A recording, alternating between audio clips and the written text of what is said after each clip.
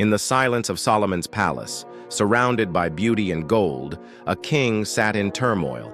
Despite all he had, wealth, women, wisdom, he felt hollow. His heart, once full of dreams and power, now echoed with questions.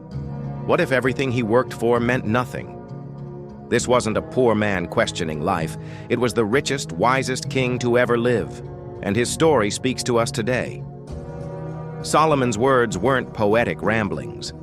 They were confessions. He had reached the top and found the view disappointing. His journey wasn't of lack, but of abundance that failed to satisfy. He said, "I denied myself nothing, yet everything was meaningless." That ache in your chest, that restless scrolling and noise, it's the same emptiness he faced thousands of years ago.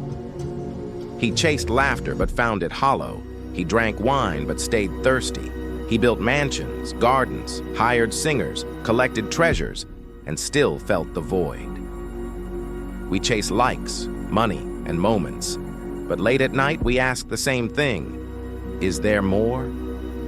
Solomon's story reminds us that pleasure isn't evil, but it's empty without purpose.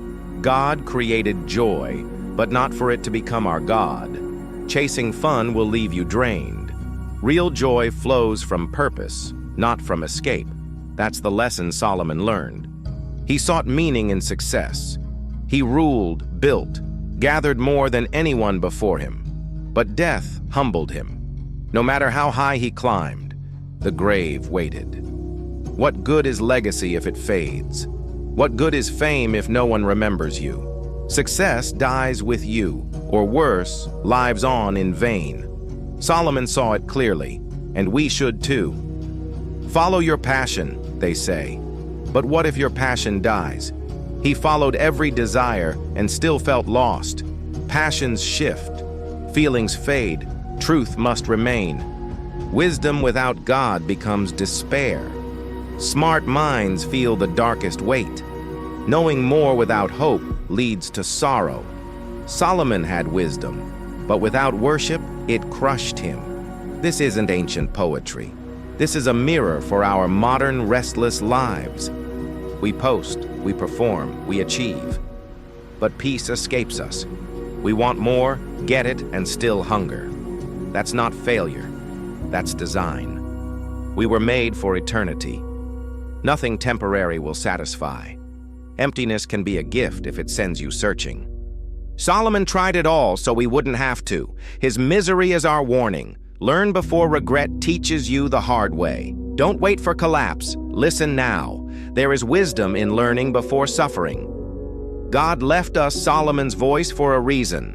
Sometimes what feels like loss is actually love. God lets idols fall, not to hurt you, but to heal you. Solomon thought he needed more. What he needed was surrender. We're the same. Let go. Stop striving. Begin listening. Begin receiving. Everything changes when God is the center. Work becomes worship. Meals become moments. You don't need a new job, new love, or new house. You need new vision. God is not in your things. He is in your surrender. That is where meaning begins. Life isn't about filling schedules. It's about filling souls. Solomon's journey exposes the lies we live. He shouts, "I had it all, and it was nothing." Don't envy the rich. Don't idolize influencers. If God isn't there, it will all feel hollow. So, what are you chasing? What are you building? Will it last? Will it echo in eternity? Ambition is good, but only when aimed at heaven. You were made for more than status and things. You were made to know God and walk with eternal vision.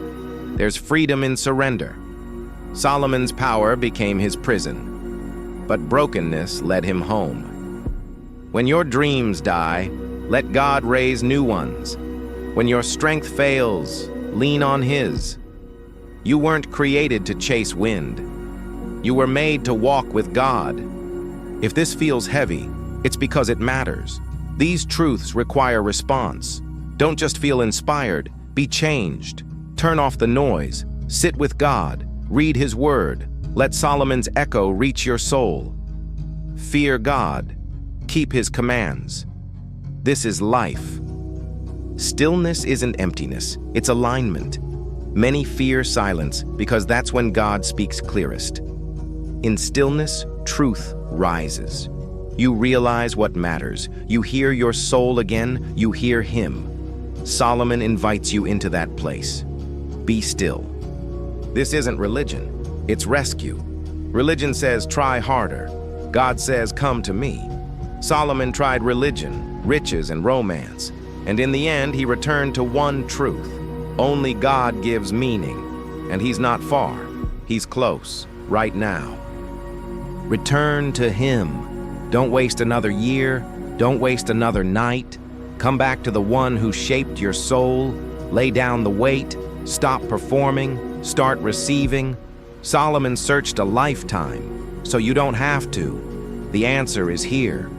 You were made for peace, not pressure.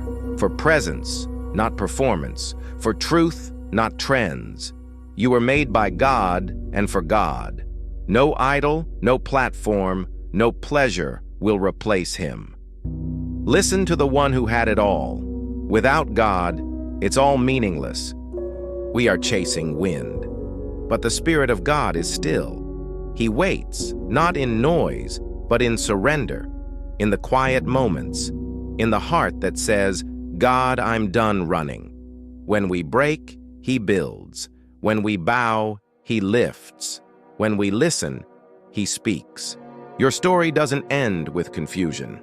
It begins with clarity. Meaning isn't a myth. It's a person. It's God. Solomon ended his search not in despair, but in truth. And that truth can become your starting point. Right now, right here. You don't have to hit rock bottom. You can choose wisdom now. You can choose light instead of wandering. You can return before it breaks. That's the gift of Solomon's voice, wisdom from wounds. You don't have to repeat the same cycle. If you've felt the ache, the noise, the pressure, know you're not alone. Even kings felt it. Even the wisest searched. The difference? They wrote it down so you could see the path. You're not failing. You're being invited into something deeper, into a stillness that heals, into a purpose that lasts, into a life that finally makes sense. Don't numb it with noise. Don't drown it in distraction. Let it draw you home. Let it draw you into the arms of your Creator. That's where you belong. God doesn't shame you for the search. He meets you in it. Solomon wasn't abandoned. He was enlightened. God still speaks, and his whisper is near. The ache you feel isn't your enemy. It's your alarm clock. Wake up. He is waiting.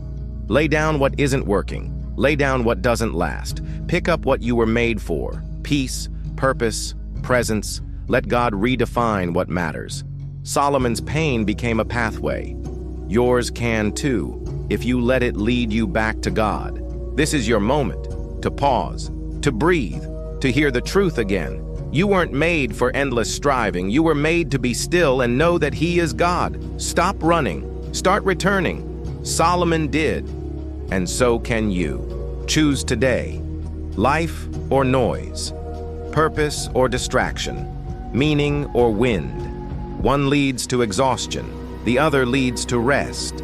You've heard the voice of one who searched the earth. Now hear the voice of the one who made it. He is calling. This message isn't about guilt. It's about grace. It's not about fear. It's about freedom. Don't just hear it, receive it. Solomon's life echoes through time, so yours can echo into eternity.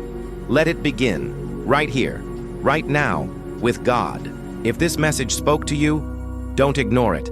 Open your Bible, pray, return to your Creator, and remember, without God, everything is meaningless, but with Him, everything has purpose. Subscribe for more biblical truth. This is not religion. This is reality.